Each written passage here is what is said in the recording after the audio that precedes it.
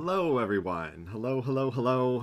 Welcome to another fantastic Sunday afternoon where we're going to be able to enjoy some great music together. And thank you so much for joining me for this pre-concert talk. Hard to believe we are in April. It's been over a year of us not being in the concert hall together. I can't wait to be getting back to that. But here we are, on the brink of actually completing an entire season of concerts, and I can't tell you how grateful I am to all of you watching, because you've been such an integral part of making this season the success that it's been, despite all the challenges that we've faced. You have been here on this ride with us, willing to take a chance with us and connect in a new way with all of this music, and we are so incredibly grateful to have had these opportunities to continue to make music during this time, and be able to look forward, to getting back into the concert hall all together again.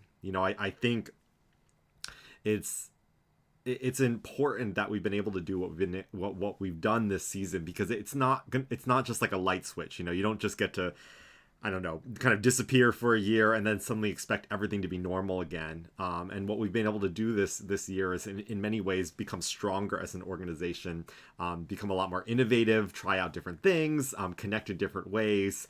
And ultimately, when we get back into the concert hall, I think all of us, all of my colleagues and our staff and our board, we're all brimming with ideas now, because we've had opportunities to experiment in ways that we haven't before. So all of that is very, very exciting. I know I'm a little early. We're going to start in a couple minutes. I like just hopping on and saying hello as people begin to tune in. Speaking of which, this is actually live. So, we're right here on YouTube. There's a comment section, and feel free to say hello. Let us know where you're watching from in the comments. And absolutely, if you have any questions, anything you'd like me to talk about, feel free to just jump in the comment section and say hello and let me know what your question is, and I'll try to get to some of them today. It's as close as we can get to being in the concert hall together, at least, is having a chance to interact live in this way. So we've already got Laura tuning in from Eugene. Hi, Laura. Thanks again for joining us today. And so here we are. I guess we can get started. It actually is 2:00, so we will just hit the ground running here. But as always, everyone, comments. Feel free to hop on, or even just say hello. It makes all of us so happy to know where everyone's watching from and how their day's going. So let's jump in here. Let's see. I guess my notes decided to disappear, because that's the thing. There we go. Okay. Well, for starters, always a big thank you to my good friends Jamie Haswell and Richard Grundy for supporting these pre-concert talks we've been having all season long. What I wanted to do today, of course, Ellen Taves-Willick, our artistic partner, and I had a fantastic conversation that will be a major part of this pre-concert talk. But we didn't go into too much of two of the pieces on the program, the Caroline Shaw and Arturo Marquez. So I wanted to talk a little bit about those before Ellen and I launch into our conversation. So we're opening up today's program with a work by Caroline Shaw. She was born in Greenville, North Carolina in 1982, and at age 30, she became the youngest ever winner of the Pulitzer Prize for Music for her Partita for 8 Voices. And if you want, extra listening this week, I could not recommend enough to find a performance on YouTube to listen to the Partita for 8 Voices. It is absolutely an incredible piece, and there's several different versions of it on YouTube, and there's even a little documentary about how she staged the piece right in the middle of Times Square. So I think, Caroline Shaw is really the true example of a performance artist.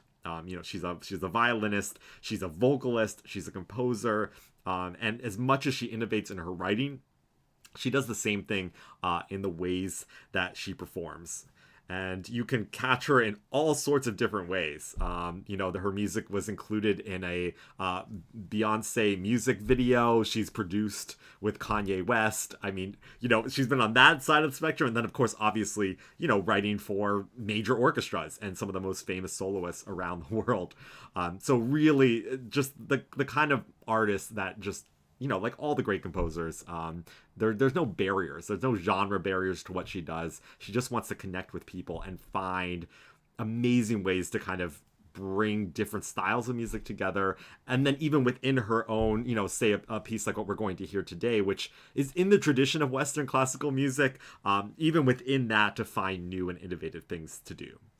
So speaking of which, this just Entr'acte was originally written as a string quartet, and we're going to be doing the string orchestra version of this piece. And it was inspired by the string quartets of Franz Joseph Haydn. In fact, I'm just going to read her little snippet that she wrote to go with this piece, which goes like this. Entr'acte was written in 2011 after hearing the Brentano Quartet play Haydn's Opus 77 No. 2 quartet, with their spare and soulful shift to the D-flat major trio in the minuet. It is structured like a minuet and trio, riffing on that classical form but taking it a little further. I love the way some music, like the minuets of Opus 77, suddenly takes you to the other side of Alice's looking glass in a kind of absurd, subtle, technicolor transition. So as you can even get from that writing, I mean, even the way she writes is really intense, and there's a lot going on there. But again, like the great composers of the day, you don't have to understand exactly what she's doing to appreciate this music. You may listen to this piece and say, I hear absolutely no connection to the classical era or the music of Haydn, or maybe you do hear some connections, but ultimately it's a really just fascinating piece of music no matter what it's connected to. For me personally, when I hear this piece, I think of music that kind of deconstructs itself as you're listening to it, and then is constantly building itself and putting itself back together. And you'll see what I mean. She uses some really interesting techniques. I think the most interesting is where she'll have the string player basically hold down all their strings and just move their bow lightly across the strings, and all you get is the sound of just like the hair on the string. There's no pitch. So it's just kind of like this air brush sound. It's hard to explain, but it's basically like the music will be going along, and then suddenly there's no pitch. Like you hear the rhythm, and it's as if it's just like ghosts of the music suddenly are just like floating around. It's one of the creepier things I've heard, but also amazing, and you feel like this piece is continually disintegrating into that, and then into silence, and then coming back again, and then the notes come back in. Really incredible. Never quite heard anything like this piece, and I think it's so much fun to kind of just take in what she kind of puts together in this piece. And there's a certain sense, I think, of that. There's a certain sense of nostalgia, and whether it connects to Haydn for you or not, I think it's a piece that you feel like it's come out of the past, or it's connected to the past, the way that it there's these ghosts in a way that continue to come in and out of this piece. Another piece that I wanted to talk a little bit about on this program is Arturo Marquez's Danson No. 4. One of the interesting things about this season, one of the silver linings for me, is how much more repertoire I've gotten to know, because I've had to kind of look in different places for pieces that would, be for a smaller ensemble, no more than 32 players, which is what we've been able to have on stage this year. Now, one of the pieces that was originally supposed to be on this season is the Danson No. 2 by Marquez. This is one of the most famous pieces like in the orchestral repertoire. Marquez was born in 1950. He's still an active composer in Mexico City, and I think he might be really the most well-known Mexican composer working right now. The Danson No. 2, like I said, done all over the place. Really fun, festive piece. And it's for a big orchestra. So I knew I wasn't going to be able to do that. But I thought maybe we can keep him on the program. And I went searching to see what other kinds of music he might have had for smaller ensembles. And lo and behold, his Danson No. 4 is actually written for a sort of chamber orchestra. It's still pretty big, but small enough for us to be able to do it. And I got to tell you, I have fallen in love with this piece. This might be the piece that surprised me the most on this program, just how much fun it was to dig into it. I think it shows off our orchestra so well, because it's just solo after solo after solo for some of the wind and brass players. And it's just a delight. So I really hope you enjoyed this piece. Given how famous the earlier Danson is, this one I didn't even know existed. I don't think a lot of people have heard it, but it's far more intricate then it's more than the more popular number 2. And I was trying to think of a good way to explain the danson. You know, it's kind of this slow partner dance, and it has these big instrumental solos in it. So what I thought I'd do is actually just show you what I could find as far as how the danson is danced in Mexico, specifically in the area of Veracruz. So this is actually a video of the dance itself, and it's really traditional format, just so you can get a sense of, in some ways, the simplicity of it, but the complexity of the music as well when it goes with this dance. So I hope you enjoyed just checking in a little bit and getting a sense for what the danson is visually speaking.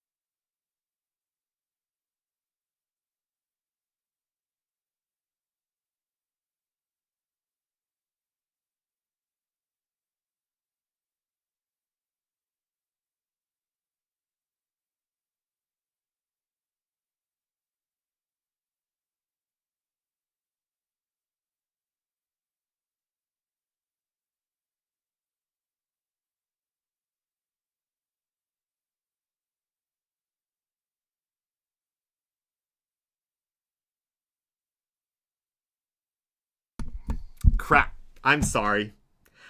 My mic sometimes doesn't work. I'm glad. Okay. Oh man. Okay, that's fine because you got the danson, which is the most important part. So all I was saying is how Marquez takes the danson rhythm, which is a very smooth set of 4 beats. So it should be 1, 2, 3, 4, 1, 2, 3, 4, 1, 2, 3, 4, 1, 2, 3. All right, so that would be your typical sets of 4.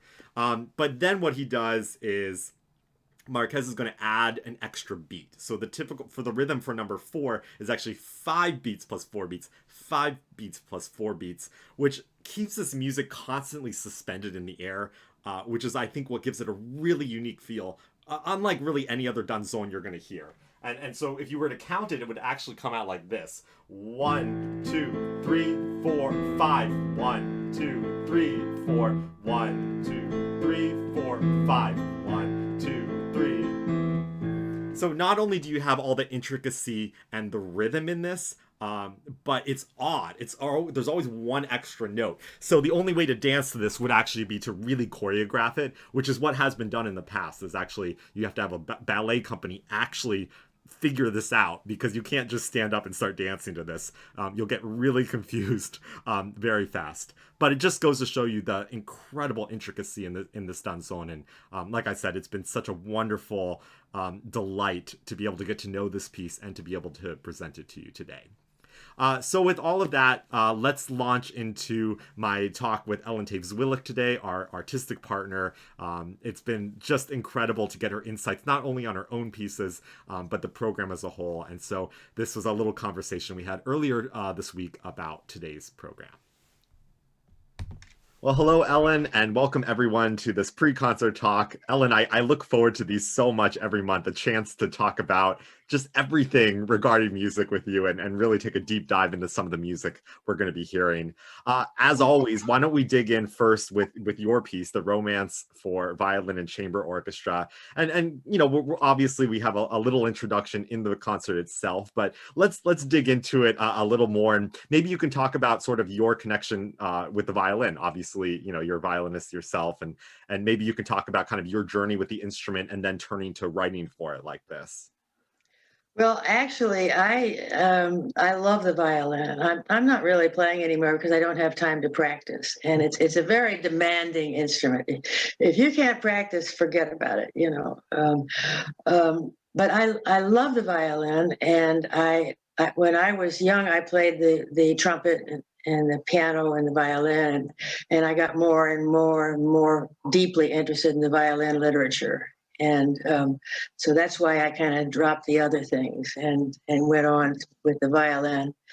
And for me, I always say that the string instruments, they're like singers, but they're like singers on steroids, because they have this vocal quality, but they can also do acrobatics or whatever. You know, it's a wonderfully interesting instrument, and it's been my pleasure and joy to write for the violin for many, many years. I think goes back to certainly college, not quite high school, because most of the stuff I wrote in high school was for band. But it's a lifelong love affair, you know, with the instrument and all string instruments. I just really care about them, and I listen to what they want to do, and they tell me. And it's very fascinating. And this particular piece, as I mentioned earlier, maybe I shouldn't say this again, but it occurred around the time I was working on my violin concerto, which is a very different and more totally encompassing of the creature of the violin. And this is, you know, this sort of upbeat kind of cheerful, cheery side. And I like that. And I like your program because I'm really, really into diverse programs. I think it's very interesting for me and for the audience and for the performers. You know, I think that's, you know, when you go from something rather extremely contemporary to a Tchaikovsky serenade, you know, and I'm kind of in the middle there somewhere. It's I like that, because the music world is now open, and I think I'm very fond of that situation. Yeah, I think for this season, as challenging as it's been, and as much as it hasn't been at all the season any of us were expecting, I think at least musically, I will look back on it, you know, as something really special, where I had a chance to showcase the incredible range of our musical styles and how different composers communicate. It's just remarkable. And I've had a chance to do that in a way that, quite frankly, I may never have a chance again. I mean, I know what my ideals are and what I'm trying to do, but to get the kind of blank slate I was given this year to simply program experiences, musical experiences, has been something really special, and something I think I'll really always treasure, and especially being able to do this with you. Yeah, you know, and I have said, and I truly mean it, it's been true for me particularly. The pandemic has been a time for reflection. and deciding what's most important to us and what we could do to make things work for, we're in a field where there's just tremendous issues for musicians, and that you're able to do things that allow at least some musicians to perform, and it's a very interesting time. And I think you may have changed your mind about how you think about things, because I certainly have in so many ways. And just about everything that I've done that's on Zoom, I can think of a better way to do it when we get back to real life, or whatever you want to call it. And but I applaud what you've been doing, and the people that have stepped up to the plate, like the Santa Rosa Symphony, have made a difference. And we'll see where that goes. Who knows? But most certainly. I mean, it is, it is really fascinating now to try to think about the future. And obviously we've learned, we know the lessons we've learned, but the question is, how do we apply those to the future? I think will be the challenge. Well, we may have to, buck some opposition here and there, but no, I think we've learned some things that just really can't be forgotten. Yeah. So before we leave your piece, the romance, when we were talking about the cello concerto we did last month, you were talking about some of the performers that had influenced you. I think it was like Leonard Rose. I feel like I'm forgetting another one. And Mstislav Rostropovich. Of course, Rostropovich, right. So I'm curious, on the violin side of things, have there been violinists past and present who have been particular inspirations to you? Oh my God, how long do we have? And just as with the cello, although maybe it's more remarkable with the cello, I was able to hear, when I was a young violinist, I was able to hear, the cellists I mentioned in person at Carnegie Hall, and they just sort of stuck in my head. And they've been long gone, but their approach and the fact that they were so different from one another, that's probably less true of the violin. But Oistrakh was one of my very, very favorites, and he seemed to have all the tools you need, and there've always been violinists with what we call fingers, who could just do anything, but maybe they didn't inspire you to get deeply into the piece they were playing. And it's interesting to go through. Another violinist that I really, really liked in my early years, and while he was still around, Oskar Shumsky, wonderful, wonderful, deep thinking violinist. It's interesting. And of course, Heifetz was a model, and all of that. But I would have to say Oistrakh was kind of really the top of my appeal list, shall we say. By the way, I had a funny experience with Oskar Shumsky after I wrote my Concerto Grosso. I called him one day and I said, Oskar, you won't believe what I'm working on. He said, what? I said, I'm writing a piece based on a Handel violin sonata. And he goes, da-dee, da-da. He didn't miss a beat, just exactly the one that I had chosen. But he was that kind of musician, Yeah. Did you, I gotta ask, did you ever listen much to Zino Francescatti, another violinist from that era? Of course, yes. He's like, oh man, I mean, like quintessential violin sound for me in my head. And actually, when I think of the lyricism that you have when you write for the instrument, I definitely think of that sound as well. Oh yes, definitely. And there, it's an ongoing tradition, and more and more people coming up to the plate, so to speak. And an interesting thing about the violin world we live in now, I wrote a piece in 2014 for the Indianapolis violin competition. And it was a piece that all of the semi-finalists were going to have to play. And instead of writing for violin and piano, which I knew that they wouldn't know who their pianist was going to be, and they wouldn't have a lot of rehearsal time, and they were going to do other pieces, I wrote for solo violin, and I wrote it in a way that kind of left the door open for interpretation. And the amazing thing, I heard so many premieres of that piece because people were doing it quite differently. Particularly, they were like 16th notes. Some were doing Haydn-esque, and somebody was doing jazzy, and someone else bluegrassy even. I mean, and it was just kind of amazing how they took this piece that I had written and interpreted it in their own way. And I don't think you could have done that in the 19th century, or even the early to the mid 20th century.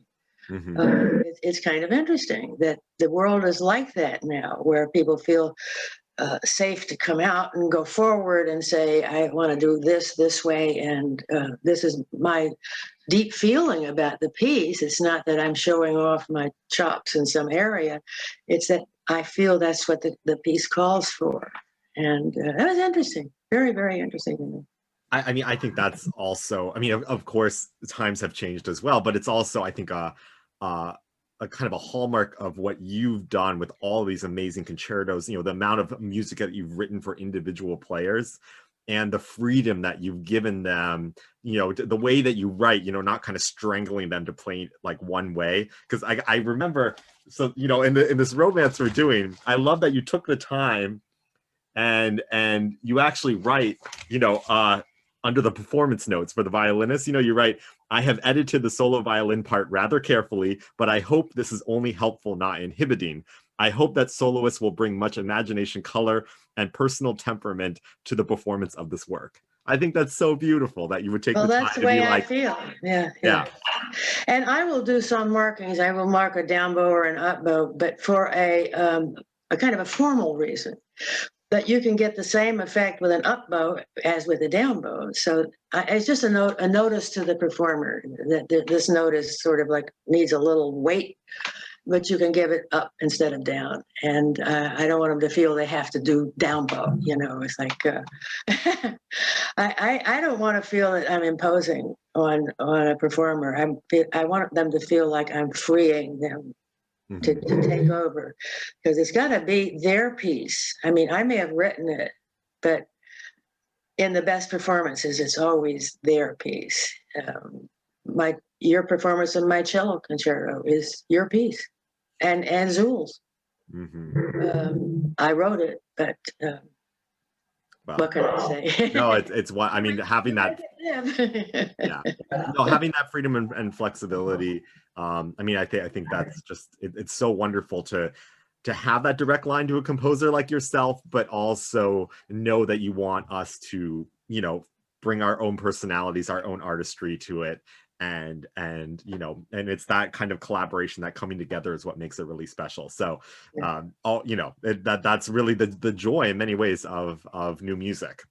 So absolutely, let's take a broader view of this program now. And as always, I designed the program around using your work as kind of the inspiration. And so when I was thinking of romance, it was romance and nostalgia for me are the two things in this program that kind of tie it all together. Yeah. Because we open with this wonderful work by Caroline Shaw, Entr'acte. And, it's a piece that, like your Concerto Grosso, takes all of its inspiration from a Haydn string quartet, the Minuet. And she kind of like dissolves it, kind of like breaks I don't know the piece. I'm looking forward to it. I'm looking forward to hearing it.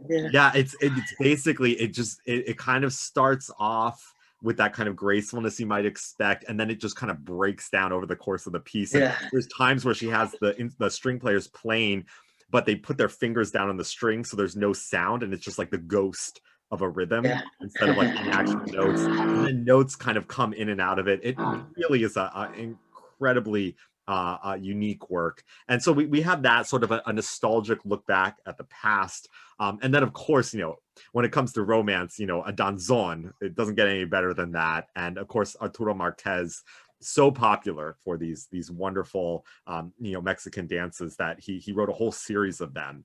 And Interestingly, the Santa Rosa Symphony, we were supposed to play the second one, which is so famous. That's the one that Yeah, everybody yeah, yeah. plays all the time. Right, That right. would have been performed this season. Obviously, we couldn't do a piece that big, and I was really excited to see that his fourth Danson is actually for chamber orchestra, and that's the one we're doing. But Yeah. I have to tell you, I mean, it's a piece that I don't think anyone could just start dancing to, because a danson is supposed to be in 2/4, a very even, way. And every other bar in this piece is in 5/8. So there's always Yeah. one extra eighth note as you're going along. So you're like, bum, da, da, da, da, da, da, da, da, da, da. And then there's always like one extra beat. I love it though. It's so much fun. And But you're still moving. You just moved just talking about it. oh And yeah. I think that's very important for performers to remember, that the movement is a very big part of what we do. Yeah, yeah. It's interesting. You weren't dancing, but you had to move to illustrate it. Isn't that interesting? That's, I mean, it is. I mean, that's the thing, is like all the rhythms are kind of right, and all the percussion instruments are very traditional. And I mean, Yeah. he really written it traditionally, but you can see him starting to explore more what he can do as he writes these. And by the time he's Yeah. getting to number 4, he's no longer satisfied with just kind of your typical Yeah, dance. yeah, And yeah. he's starting to stretch the feel of it a little bit. And it's a very intricate work. It's very different than what you might think of just kind of an all-out, just kind of popular dance. Yeah, yeah, Very wistful. It's very wistful yeah. the way things fade in and out of it. Well, I And can't wait then to hear this concert. I just can't wait. and then we're finishing with a piece of course, you know quite well, the Tchaikovsky Serenade for strings. And when I think of nostalgia, even when Tchaikovsky's trying to write happy music, I always feel like there's this wistfulness, there's this bittersweet Yeah, quality yeah, to yeah. everything he does. And this piece is relatively sunny, but there is there is a bittersweet quality to it. And of course, Absolutely. just the warmth is just amazing. Is this something you've played before? Oh yes, yes, and I agree with you about Tchaikovsky, that it extremely romantic music, but it's also deeply human, and with all the other human stuff in it, and it's wonderful, wonderful music. Yeah, I also I love this serenade, because there's a little bit it. Tchaikovsky wrote something about this piece, he was like compelled to write it. It was just like one of Yeah, these pieces, he said, that just had to happen. And I get the sense that part of the joy he had in writing this piece, he keeps on calling it like a small piece, like a sonatine. yeah, Everything is small, and yet it's over 30 minutes long. I mean, it's yeah. longer than his second symphony. So I don't really, it's funny that in his head it's a small piece, but it's absolutely Well, massive. I think because So, the focus is not huge, like most of his orchestral music, it's all over the map. And the focus of this is kind of like, the zoom lens on your camera or something. And I'm sure that's what he meant. yeah, I think so. And we also get kind of like, I feel like it's Tchaikovsky highlights. So Yeah, there's bits and pieces of it that I think represent kind of the breadth of what we think of with Tchaikovsky. And you got like the first movement with like big lush string sounds. And yeah, yeah, I'm yeah, thinking of like opening of 1812, right? Like the yeah, most popular piece, with the whole cello section, just playing those big warm chords. And so I think of that in the first movement. And then the second movement, you've got this gorgeous waltz, which of yeah. course, Tchaikovsky, I mean, what are we gonna do? Swan Lake. I mean, so all these beautiful ballets and the graceful waltzes. And then the third movement, he even titles it Elegy. It's not quite as dark as his, Pathétique Symphony, for instance. But there is this I don't know. It's interesting. It's like he takes a break from all of the other things, and it's a much more internal work. Yeah. And of course, I think as he got older and older, his works became much more intimate and much more inward looking. I mean, quite clearly, actually.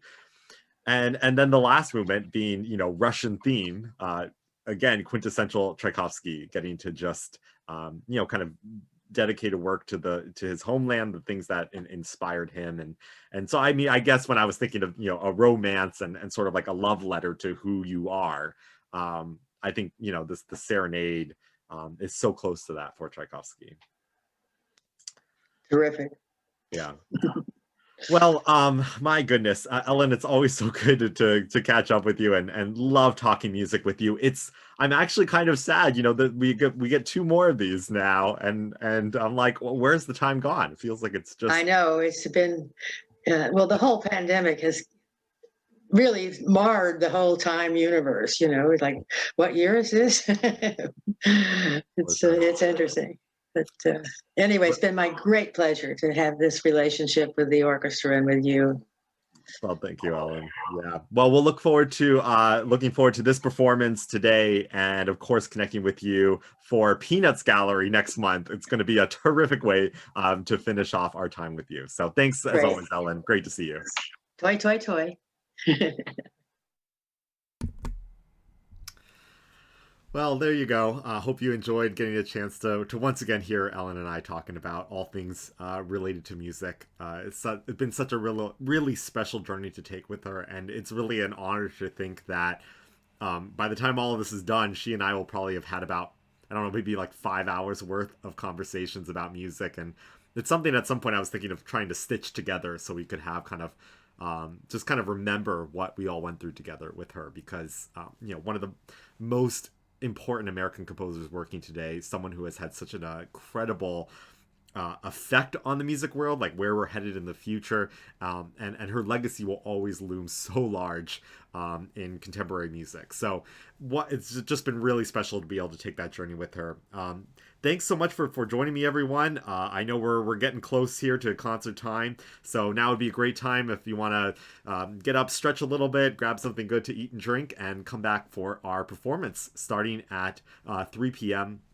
If you're new to us, just a reminder that this video is going to finish. This live pre-concert talk is going to finish, and then you will need to go back to the Santa Rosa Symphony YouTube channel, back to the main channel, and there you'll see the next video, which actually says, the concert starting at 3 p.m. And you want to go to that concert video to join us for the concert at 3 o'clock. So appreciate all of you being here, spending this time with us. As always, we're so close to getting back in the hall together. It's almost painful knowing that we're almost there, and can't wait to be able to share some music in person. But in the meantime, thank you so much for keeping us going, for being here with us this afternoon, and really hoping you enjoy today's performance. So we'll see you again soon from stage.